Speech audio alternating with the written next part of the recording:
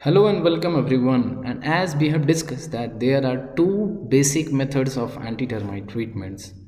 One method which is done prior to the construction of the building structure, which is known as pre-constructional anti-termite treatment, and other which is done as an remedial measure after the construction of the building when we see the sign of infestation of termites there, and that is known as post-constructional anti-termite treatment.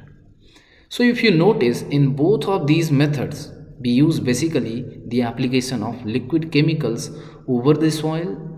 Either the methods may be different, but we usually use chemicals only. And these chemicals are very commonly available in any of those fertilizer shop. If you go and if you ask, give me amida, and they will supply you these termiticides, and these chemicals had to be mixed in a specific proportion in water, and they have to be spread as per the norms given by the codes of standard Indian standard codes, and these has to be applied through the entire building areas where we are going to construct the building. Okay, so basically we are going to discuss different things today, which include like health hazards and safety measures, then the codes and standards, general requirements, site preparations and materials, mode of application, rate of application, and then comes the treatment of each and every elements of our building, that may be the masonry foundation, RCC foundation, or the top surface of plinth filling, or the junction of walls and floors, because these are the access point, potential access point through which the termites can invade our home. See, there is 1 by 16th of the inch is sufficient for passage of termites from the subsoil into our home. So that's why we also treat external perimeter of buildings, soil surrounding the pipes and conduits, and then the expansion joints, treatment of soil under apron, treatment over DPC, and then comes the treatment of retaining walls, soil over the floor level. So treatment of all these soils has to be done. And while doing these, we will also discuss at the end what are the precautions that we have to take during and after the anti-termite treatments. So this is the list of contents that we are going to discuss now in this video. And of course, if you see, what we are going to discuss are mostly related with pre-constructional anti-termite treatment. And all these treatments just now we are going to discuss are under the category of chemical treatment. See, there is one another advanced method of anti-termite treatment which is known as baiting method. And in baiting method, we do not use any type of chemical. We only use a wood piece and into that baiting station, and we use these station at different points surrounding to our house or inside the house also, and they act as a bait. They act as a bait where these termites are attracted, because they are always hungry and they are always in the blind search for the food, and when they reach these bait station they get caught there. And we use lethal chemicals in these baiting stations, and when they come in contact with this, although they like it to eat, but they get killed by the chemicals slowly and slowly. So this is the baiting methods, but now in this context we will only discuss the chemical treatments and the liquid chemical applications. And if you talk of application of chemical over each and every element of the building, so that means we are going to discuss the pre-constructional anti-termite treatment, because only in pre-construction, only prior to the construction, we can treat each and every element of the building structure. Once the building get constructed, our investment is all done. We can't treat each and every element separately.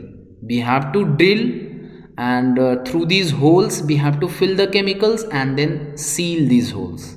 So drill, fill, seal is the post-constructional method of anti-termite treatments.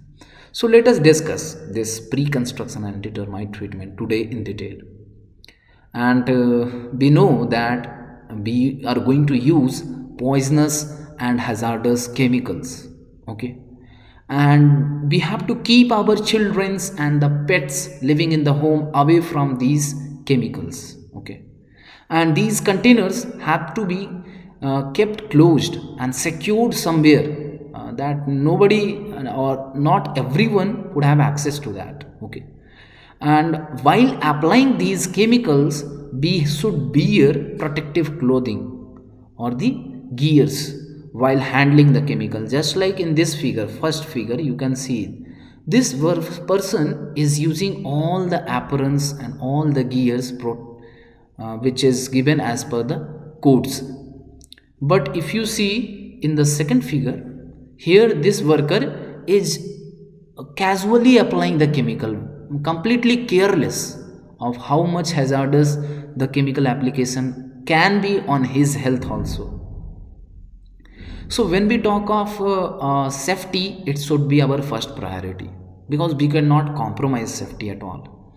So wear protective clothing while handling the chemicals. So there should be gloves, there should be mask, there should be apron or some dresses, or there must be some shoes, okay. And then we should also avoid flames in the vicinity during mixing, and we should not allow the treatment of chemicals to contaminate the sources of drinking water, okay. So these chemicals should not mix with the sources of drinking water, and we should follow the instructions provided by the manufacturer in material safety data sheet. And in case if there is intake of these poisonous chemical, then remedial measures has to be taken from the same material safety data sheet provided by the manufacturer and as per IS codes, okay. So there are many codes for these anti-termite measures in building, but basically IS 6313 is the most important code. You can remember this code, and this code has three parts. Part 1 deals with the constructional measures. Second part is basically pre-constructional anti-termite treatments, and part 3 is treatment for existing buildings, that means post-constructional anti-termite methods. So this presentation is basically specific to part 2 of IS 6313, and the general requirements that is required here is that it's a job of a specialist agency. So we should only use a specialized agencies for carrying out anti-termite treatment, okay. And preferably if there is agency which is being authorized or affiliated by Indian Pest Control Association, IPCA. So this is very important. Affiliation is very important, otherwise not every person can do these jobs very skillfully. And anti-termite treatments should be carried out in the early stages of construction of building. The more the early we wake up, the more the benefit will be there, and it will be safety for entire structure and there will be no worries. So start from the substructure and up to the plinth level. As I have always said that termite attack is mostly on the basement and on the ground level, okay. And then we have to follow the Indian Standard Safety Code and site specific safety rules, and we should submit the material specification and MSDC to EIC before start of work. So this is for the constructors or the contractors. So site preparation is the first stage in pre-constructional anti-termite treatment, where we remove all the organic matters, construction debris, rubbish materials from the site. And the waterlogged foundation shall be treated after drying when the soil is absorbent. And for low penetration and sloping sites, surface should be sacrificed or leveled to the 75 mm depth. And complete all the cutting, excavation, leveling and grading before we start the soil treatment. So soil treatment is the next stage after site preparation. So what are the materials basically used as termiticides? It is the chloropyrifos and this is the main material. This is the main content in any of the termiticide is the chloropyrifos, and its concentration is 20% EC bearing ISI certification. So we dilute one part of chloropyrifos 20% with 19 part of water to get 1% emulsion. Okay. So this is the specific mix ratio or the proportion of mixture on the chemical emulsion which we are going to apply on the soil for the treatment, and it should be Indian Pest Control Association approved, and contractors shall submit purchase vouchers to EIC for verifications. Okay, and what is the mode of application? Mode of application is from the spray method, and we use here compressed air supplier from which we supply the chemicals through the nozzle pipe, and we keep the tank beside our back. Okay, and chemical emulsion should be applied uniformly by sprayers, and here specific rates should be applied at each stages of treatments, and pressure pumps and sprayers of adequate capacity shall be used for proper penetration of chemicals. So here spraying technique is shown to you, and all these things that we are discussing is pre-constructional anti-termite treatment. Now let us discuss how do we treat each and every element of our building, starting from the masonry foundation. Masonry foundation means what? A foundation over which we are going to lay down masonry walls, okay, or brick walls. So here you can see the cross-sectional diagram, and here foundation shall be completely enveloped with chemical barrier, and you see this yellow coating done over the entire exterior of the foundation. So this exterior treatment of the surface is done as a chemical barrier, and through these chemical barriers there is no entry of the termites from the soil, and this treatment shall be from the substructure to the plinth surface, from this is the substructure level and till DPC coating here. So we do entire treatment, and we apply the chemical emulsion at the rate of 5 liters per square meter. So this is the rate of application. Okay, 5 liters per square meter for normal load bearing structure, and if there are vertical surfaces then we have always used to apply 7.5 liter per square meter. Okay, so you can see in this diagram also on the floor we have used 5 liter per square meter, and on the vertical surfaces we have used 7.5 liter per square meter. So these two value you can remember always, and you can see this yellow coating is the anti-termite chemical barrier which we have put between the foundation and the backfill soil, okay, or the plinth filling. Next is the treatment for RCC foundation and basement. So RCC foundation are those foundation on which we lie a RCC element, maybe it may be the columns or some plinth beams like that. So on this also we apply the coating, and treatment shall start at a depth of 500 mm below the ground level or foundation or the formation level, FML. So minimum 500 mm depth. So if this is my FML formation level, so we have started chemical treatment 500 mm below. Okay, here it is written 500 mm below the normal ground level or the formation level. So from here, if there are vertical surfaces, so again we have to apply 7.5 liter per square meter these chemical emulsions for creating a chemical barrier, and you can see the similar kind of diagram is again shown here. Okay, so this you can remember, we do not do entire chemical application here, we only do 500 mm below the ground level, okay, in RCC foundation. So how do we do anti-termite treatment for the top surfaces of plinth filling? Now after the plinth is created, and then we do the plinth filling. So how do we treat the top surfaces of plinth filling? So here what we do, once the consolidated plinth surface is created, then we treat them at the rate of 5 liter of chemical per square meter before sub base is going to be laid. Sub base is made of PCC. So before we lay down the PCC, we treat the soil, okay, and the rate of application is same here, because on the horizontal floors we have to apply only 5 liter per square meter.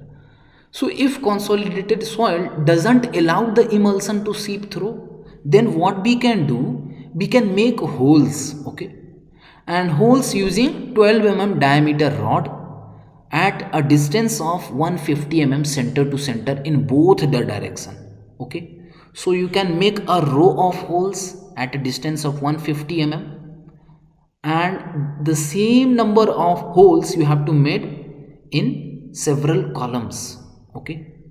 So there should be entire matrix of holes, and all these holes depth shall be 50 to 75 Now in these holes we have to pour the chemical emulsions and allow these emulsions to saturate the entire subsoil, which is covering the entire area over which we are going to construct the building.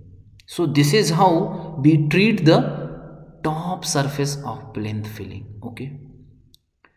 So how do we treat the junction of the walls and floors? So because these are the places where the continuity of vertical chemical barrier on inner wall surface from the ground level to finished floor level is required. So chemical barrier should be continuous. If there is some discontinuity, so that can be the entry pass for the termites.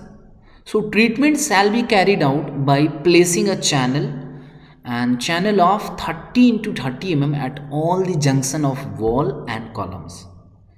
With floor before subgrade is laid, and we make holes using 12 diameter rod at the rate of the same distance and break up the earth up to the ground level, and then we pour chemical emulsion into the holes, and the application is 7.5 liter per square meter, and then we tamp back the soil into the channel and consolidate the earth, okay. So this is how the junction of the wall and floor is done. And next come the exterior perimeter of the building. Now when our building is completed, in all the treatment we have to treat the external perimeter of the building, or external periphery. So how do we do it? Basically we lay down a trench along the periphery of our building, okay. So the external perimeter of the building shall be treated, and here the external perimeter of the building shall be rodded at 150 center to center on both ways to make holes. Either we can make holes, okay, or we can dig a trench, okay, and the minimum depth of hole shall be 300 millimeter.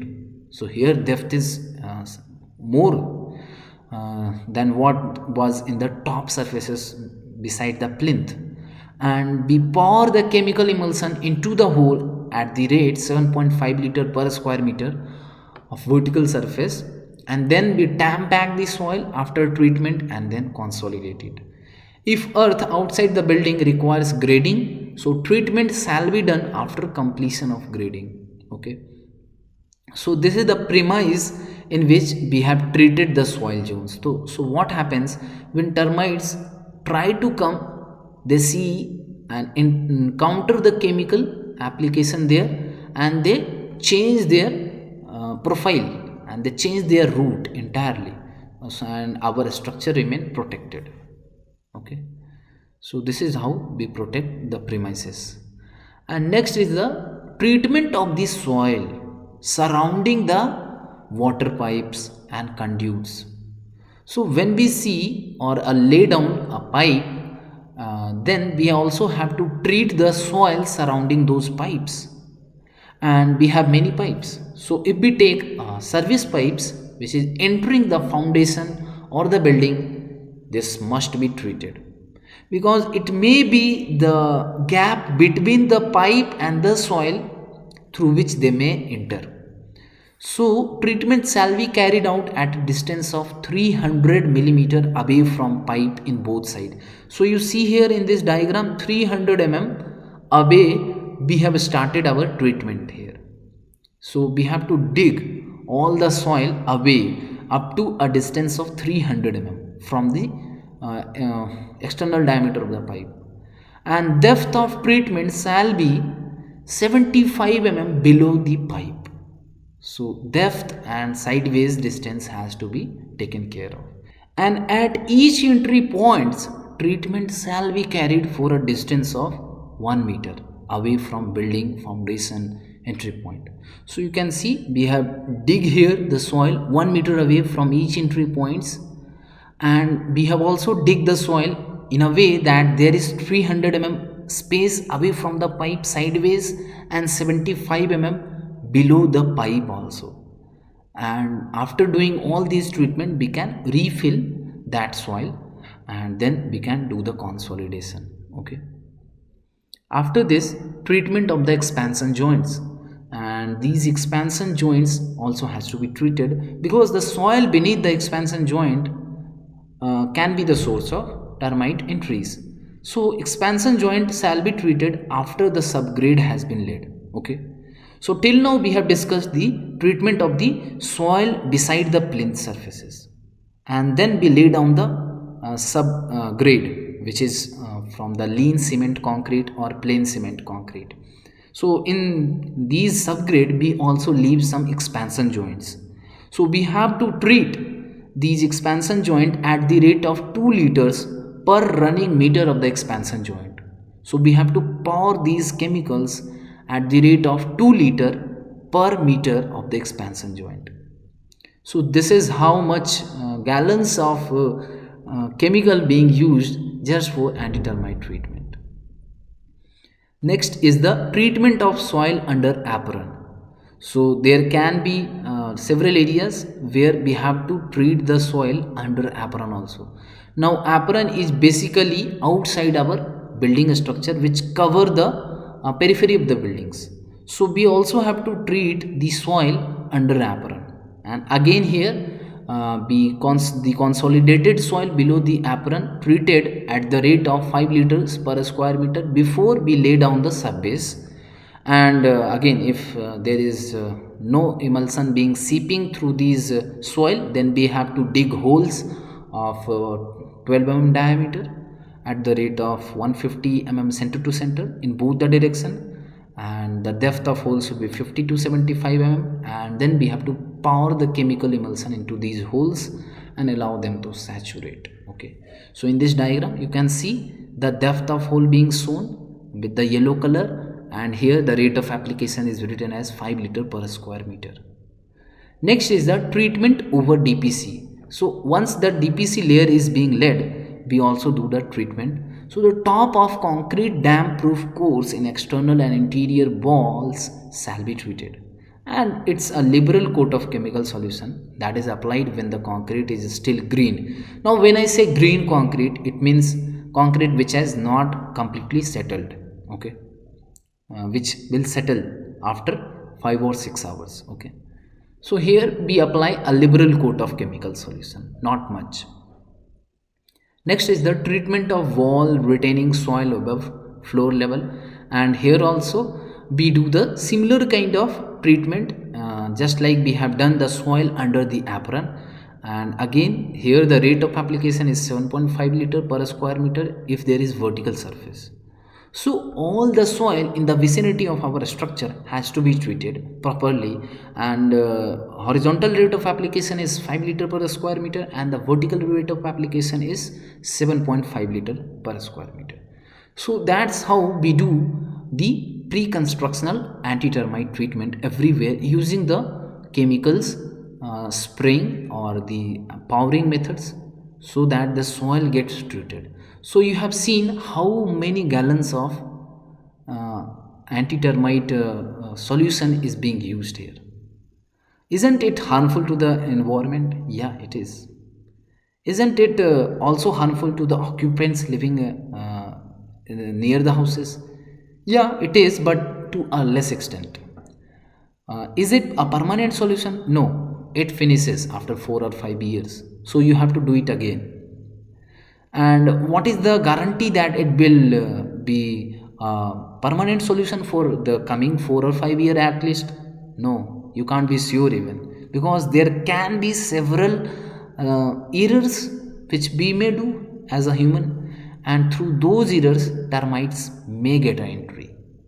So I always say this liquid chemical application is never the best method of getting exclusion from termites.